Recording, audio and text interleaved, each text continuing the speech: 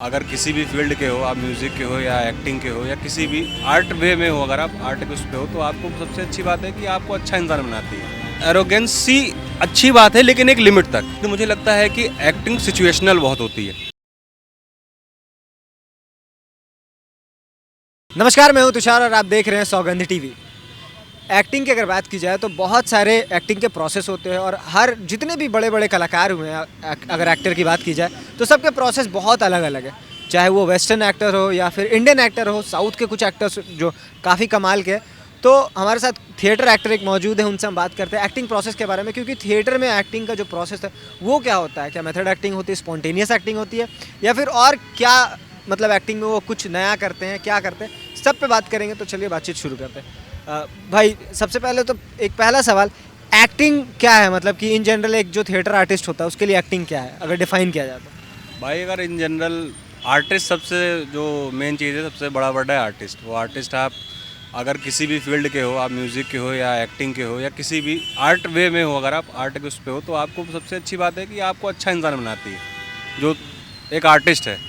अब बात करते हैं अगर एक्टिंग की, तो एक्टिंग इंसान को जो वो खुद नहीं है, जो वो खुद आज तक अपने आप को समझ नहीं पाया है, तो उस एक्टिंग प्रोसेस में इंसान अपने आप को एक्सप्लोर करता है और उसमें इंसान अपने आप को खुद जान पाता है कि मैं ये इंसान के अलावा भी ऐसा हूँ।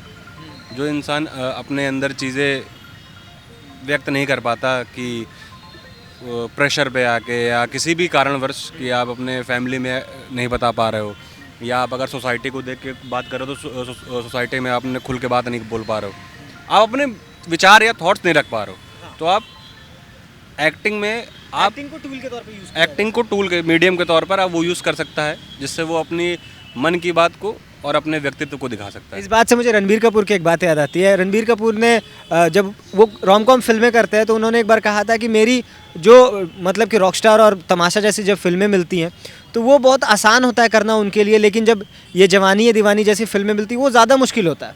लेकिन और उनका कारण ये बताया गया कि क्योंकि उसमें अपनी पर्सनालिटी आपको मतलब कि झलकनी चाहिए उसमें, कि आप अपने पर्सनल लाइफ में कितने कूल हो या क्या हो, वो आपकी पर्सनालिटी वहाँ पे दिखानी पड़ती है रोम कॉम में।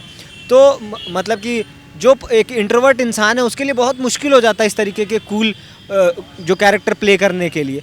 तो कहीं ना कहीं जब एक एक्टिंग जो अगर टूल की बात की जाए, जब वो कोई रॉकस्टार जैसे फिल्में करता है कोई एक्टर, तो उसको एक ज़िंदगी जीने का मौका मिलता है। बिल्कुल। तो मुझे लगता है, जहाँ तक आप ये कह रहे थे कि आपको बहुत सारी ज़िंदगी जीने का मौका मिलता है इससे, और आप जब अपनी पर्सनल चीज़ें नहीं जो निकाल पाते हो वो कहीं ना कहीं एक्टिंग के नज़रिए, मतलब एक्टिंग के ज़रिए आप उसको दिखा पाते हो। बिल्कुल। और एक और चीज़ है कि आपने कहा कि एक्टिंग आपको अच्छा इंसान बनाता है, लेकिन एक और चीज़ है, एक्टिंग या किसी भी आर्ट फॉर्म में बहुत बार लोग कहते हैं एरोगेंट भी हो जाता है। जो बेहतर आर्टिस्ट होता है बहुत बार अपने आप को लेकर वो इतना श्योर हो जाता है कि एरोगेंट साउंड करने लगता है। अब अगर एरोगेंस पे बात करेंगे सर, तो ऐसा है कि आप जब एक पद पे पहुंचते हैं ना, इतना काम करते हुए, ठीक है, और जब आप सीनियर बनते हैं तो आपको इतना एक्सपीरियंस होता है अपने फील्ड पे, आपको मजबूती मिलती है कि यार नहीं, मैंने इतने साल काम किया है ना, तो आपको दूसरे आदमी से बेहतर पता होता है। तो वो एरोगेंस इंसान को अच्छा होता है। एरोगेंसी, मैं मानता हूँ कि आपके पास जो भी तत्व हैं इस दुनिया के, आपको थॉट्स, एरोगेंस, पोलाइटनेस, ये इंसान के अंदर होते ही होते हैं। और एरोगेंसी अच्छी बात है लेकिन एक लिमिट तक, क्योंकि फिर वो होती ना, एक बहुत ही पतली लाइन है कि एक बहुत थिन लाइन है जो क्रॉस हो जाती है, जिसमें आप फिर इतना बवाल हो जाता है कि यार ये एक्टर ऐसे बात कर रहा है, मैं ऐसे कर रहा हूँ। वो इंसान, अब देखिए मानव है हम लोग, ठीक है, इंसान है, और ये प्रकृति का नियम है कि अगर आपके पास कुछ ज़्यादा चीज़ है, कभी भी लिमिट से ज़्यादा, तो इंसान एक बार वो दहलीज पार करता है। लेकिन अच्छी बात ये भी है कि उस एरोगेंस है ना, इंसान को एक टाइम के बाद पता भी चल जाता है कि मैं इस लाइन, वो जो पतली लाइन है ना, उसको क्रॉस कर रहा हूँ। तो वो एरोगेंस मेरे अकॉर्डिंग अच्छा होता है, लेकिन एक लिमिट तक, जहाँ पर आपको पता हो कि आप एक हद तक काम कर रहे हैं जिससे आप दूसरे को हर्ट नहीं कर रहे हैं। अपने तक सीमित अगर वो एरोगेंस है तो उससे ज़्यादा किसी को दिक्कत नहीं होने वाली। एक और सवाल है कि थिएटर में जब आप लोग एक्टिंग करते हो, कौन से प्रोसेस का इस्तेमाल आप पर्सनली क्या करते हैं? स्पॉन्टेनियस एक्टिंग में बिलीव करते हैं, मेथड एक्टिंग में बिलीव करते हैं, या अगर और कोई तरीका है एक्टिंग का तो क्या है, कुछ इसके बारे में बताइए। सर, एक्टिंग का मेरे अकॉर्डिंग ऐसे किताबें बहुत सारी हैं, बहुत बड़े बड़े लोगों ने किताब बुक्स लिखी हैं। प्रसन्ना सर जैसे लोग हो गए, इन्होंने बहुत अच्छे से एक्टिंग के बारे में बताया है। लेकिन मुझे लगता है कि एक्टिंग सिचुएशनल बहुत होती है, ठीक है। Acting is all about reaction, ऐसे बहुत लोग कहते हैं। सिर्फ गिव एंड टेक का खेल होता है एक्टिंग।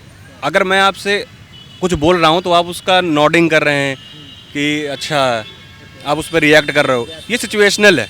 ये आपको हर जगह दिखेगी। बस जो एक्टिंग होती है इसी चीज़ को पॉलिश कर दी है, ठीक है। अभी हम लोग क्राफ्ट, उसी को बोलते हैं क्राफ्ट, कि अभी हम लोग ऐसे बात कर रहे हैं क्योंकि हम लोग को स्टेज पे नहीं है, एक्टिंग नहीं करनी है हम लोग को, तो बड़े पोलाइटली नॉर्मल चिल वे में कर सकते हैं।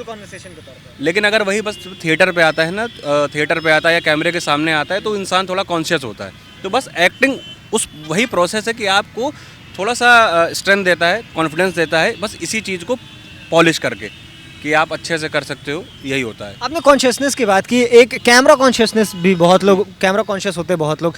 या इस चीज़ को कैसे एक नॉर्मल इंसान कैसे दूर करे अगर वो एक्टर नहीं है तो? क्योंकि आपने एक्टिंग की है और एक टाइम के बाद आपने फिगर आउट किया होगा कि कैसे आपका कैमरा कॉन्शियसनेस खत्म हुआ, तो एक नॉर्मल आदमी को क्या सजेशन देंगे कि कैसे वो कैमरा कॉन्शियसनेस खत्म कर सकता है?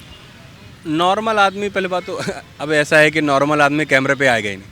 अगर मतलब इन जनरल जो होता है ना कि बहुत इंट्रोवर्ट आदमी होते हैं, तो अब क्या है, जो इंट्रोवर्ट इसमें बहुत होता है कि जो इंट्रोवर्ट आदमी है उसके लिए बहुत सारी प्रॉब्लम्स होती हैं कि यार कैसे कनेक्ट करें लोगों से, कैसे करें। तो उसका बस ये है कि आप अगर कुछ नहीं भी बोल रहे हैं ना, अगर वो इंसान ऑब्जर्व करता है बहुत सारी चीज़ें, ठीक है, उसकी संगति इस पर बहुत असर करती है कि वो किन लोगों के साथ बैठता है। अगर आप, जैसे मेरे कुछ दोस्त हैं जो अपने कम उम्र में ना बहुत बड़े लोगों के साथ बैठते थे, जैसे उनके फादर की वजह से उनका काम ऐसा है, सर्कल कैसा है, तो वो उस हिसाब से बहुत फ़र्क पड़ता है। तो इंसान ऑब्जर्व करता है, धीरे धीरे अपने आप को पुश करना पड़ता है। ये बहुत होता है कि आपको थोड़ा सा पुश करना पड़ता है अपनी तरफ से बोलने के लिए। शुरुआती दौर पे बहुत आपको लगेगा कि यार मुझे इस बारे में पता नहीं, तो मैं बोलूँ कैसे, ठीक है। लेकिन आप जब रहते हैं, अपने आप को समय देते हैं और जब अपने आप को एनालाइज करते हैं ना कि आपको कितना पता है किसी भी चीज़ के बारे में, ऐसा कुछ नहीं है, किसी भी चीज़ के बारे में अगर आपको ए भी पता है, तो आप जब दूसरों को देखते हैं कि वो ए से बी की तरफ कैसे बढ़ता है, बातों बातों में कैसे तुरंत बोल सकता है, कैसे कैसे बात कर सकता है, तो जब आप ये चीज़ें बहुत करते हैं, अपने सेल्फ एनालाइज करते हैं, तो आपको बहुत हेल्प मिलती है कि आप पब्लिकली कैसे स्टैंड कर सकते हैं और कैसे बात कर सकते हैं लोगों से। तो ये थी हमारी पूरी बातचीत की थिएटर एक्टिंग के प्रोसेस क्या क्या है और मतलब क्या क्या चीज़ें जो होती है वो ज़रूरी होती है थिएटर के दौरान, और ख़ास तौर पर अगर एक्टिंग के बारीकियों की बात की जाए तो उसमें भी क्या क्या चीज़ें ऑब्जर्व करनी पड़ती है, क्या प्रोसेस होते हैं, ऑब्जर्वेशन के भी प्रोसेस होते हैं और बहुत सारे टूल्स है, मीडियम है जिसका इस्तेमाल किया जा सकता है। तो कैसी रही हमारी बातचीत आप कमेंट करके ज़रूर बताओ, और ऐसी तमाम खबरों के लिए देखते रहे सौगंध टीवी। धन्यवाद। आप देख रहे हैं सौगंध टीवी, सौगंध वतन की।